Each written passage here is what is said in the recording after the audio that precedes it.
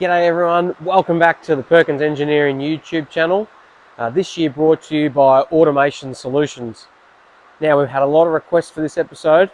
It's on the well-known and the famous Perkins front brake caliper, which was the secret to winning Bathurst in 1995 for my dad Larry, Russell and the entire Perkins team.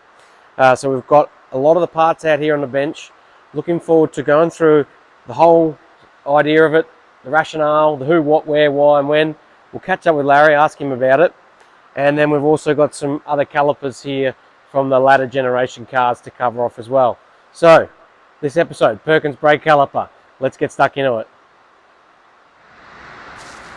Okay, so here is LP to talk about the famous 1995 Perkins front caliper. Now, tell us, what was all this about? Well, in '94, all the team, we all had to make a brake pad change because the wear rate was too high. And I thought, hang on, this is, I don't know, a minute and a half sitting in the pit doing nothing. So as soon as we got home from '94 Bathurst, we set about designing, hang on, we think we can go through without a brake pad with a few changes. And we had a good sponsor in Endless, a Japanese company, who supplied us our brake pads. They said they could make a much thicker brake pad, and then we went to the various brake caliper makers and they weren't interested in the line of thought that I was in, so we thought, well hell, we'll make our own brake caliper. So this is how these evolved. We made them about 8mm wider in the pad thickness.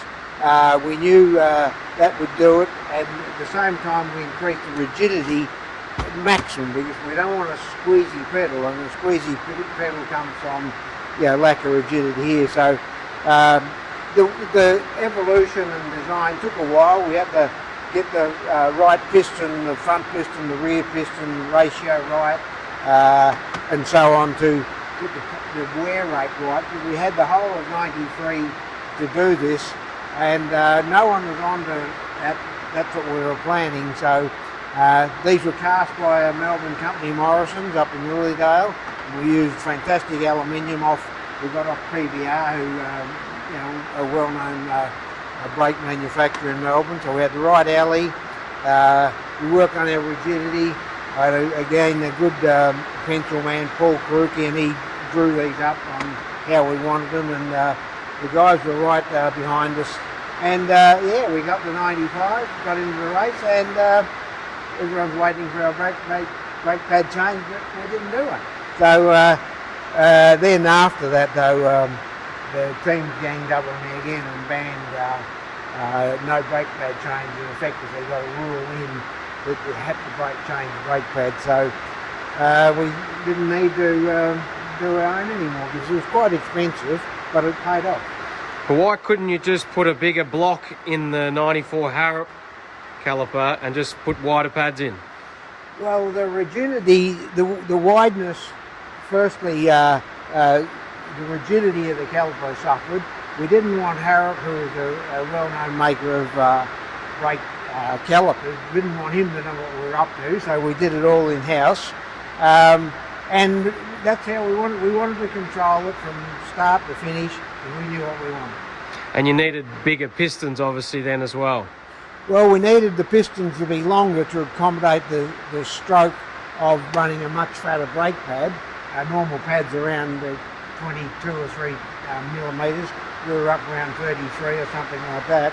So nearly a 30% increase in the wear. So everything had to be changed. And we ended up with a very rigid brake pedal because we paid real attention to the rigidity of the caliper with the mounting and the distance from there to there, as you can see through all these ribs.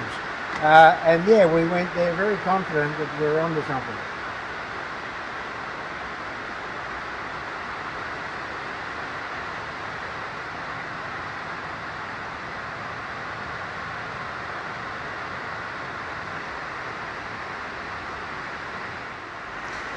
So were there any secrets to putting these together?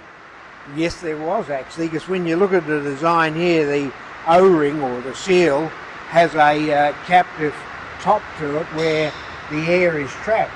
and so that was going to be a problem, that you can't bleed up there as such. So my man who worked for me, Barry Abermeyer, he quickly worked out we can sort this out. So we assembled them in a big bucket full of brake fluid, so there's no air there. And then if you kept the air out of the lines heading for it, you had a massively rigid hydraulic oil cylinder, and there's no squeeziness. And the opposition had no idea when they looked behind the front wheels and saw Perkins instead of something else? No, they wouldn't. They'd be looking busy looking to see if we had carpet in the pits and things like that, and you know, how if our uniforms are nice and neat. So yeah, people aren't very technical sometimes, and yeah, we managed to get away with it, and no one was on it. So we've come into the drawing office, into the brains trust, because the calipers didn't design themselves, did they? No, of course they didn't. Where we started was we measured the resistance of, or the flex of the other opposition ones. That's the Alcon, the A Automotive Products, the English Mob, the Harrop caliper. And so we measured the elasticity on under a certain amount of pressure. So we got all that homework right, and then we got about you know, penciling up our own. And once we got we're paying a lot of attention, as I said before, to the rigidity, and then and the bleeding. You can't have air in a caliper because that gives you a squeezy pedal. So and then all the brakes start after you, if you like, the design of your balance bar, and so the balance bar, that yeah, you've got a known leg effort that you want to push in, and then a known amount of torque going through the wheel that has to be retarded under full braking. So the whole package we did from scratch. And then these drawings will give away the date of when this project started. You spoke about 94 Bathurst, and this is dated November 94, so not long after Bathurst this was in the pipeline. Absolutely in the pipeline. As I say, having finished the 94 Bathurst and thought, why are we wasting a minute and a half or whatever the time was in the pits changing pads? Let's just make it so we don't have to change pads. And as I say, it was a bit of a can-do attitude. My guys were very on side to, and keen to press on and help with the project. And the endless brake pad manufacturer was very keen, where you know, other companies said, no, it can't be done, and we did it.